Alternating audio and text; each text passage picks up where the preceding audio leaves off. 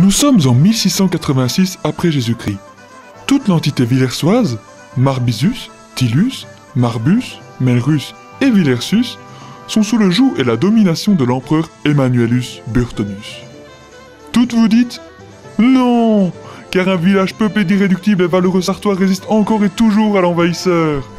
Grâce notamment à la potion magique préparée par Dame Aveline, qui procure momentanément une force surhumaine à quiconque en boit.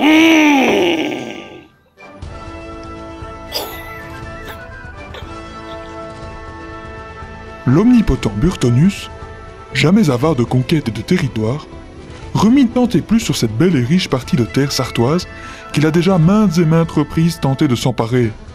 En vain. Revanchard et bien décidé à assujettir ces petits Sartois bienveillants, Burtonus prit la décision d'envoyer son meilleur espion, Alexius Espionus, afin qu'il ramène et trouve la recette du fameux breuvage miraculeux. Conscient de porter sur ses larges mais néanmoins douillettes épaules le poids de la réussite de cette mission périlleuse, le jeune gaillard un peu niais se mit directement en route vers le village de Sartus.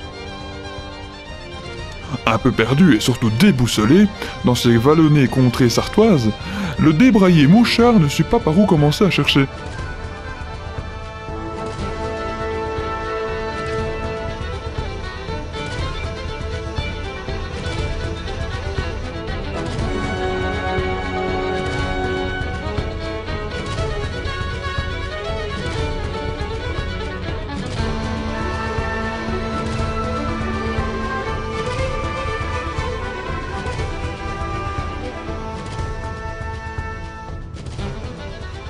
L'une après l'autre, les quêtes de l'idiot Alexius Espionus se révélèrent infructueuses.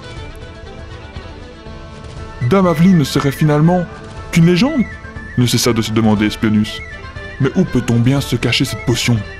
Résigné, il prit la route du retour pour s'en aller annoncer la mauvaise nouvelle à l'empereur Burtonus.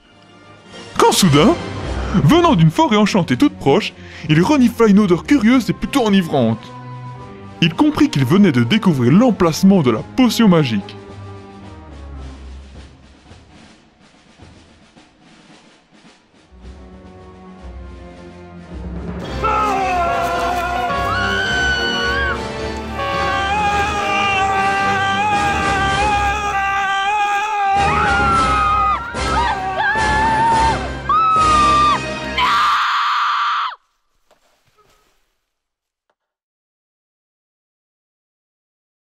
Il massacra l'armée de la druide et la kidnappa. Sans sa potion et sa Dame Aveline, le village de Sartus ne put résister plus longtemps à l'envahisseur et dut se résoudre à capituler. Avec cette victoire, Burtonus venait enfin de conquérir le village et de le rajouter à son entité.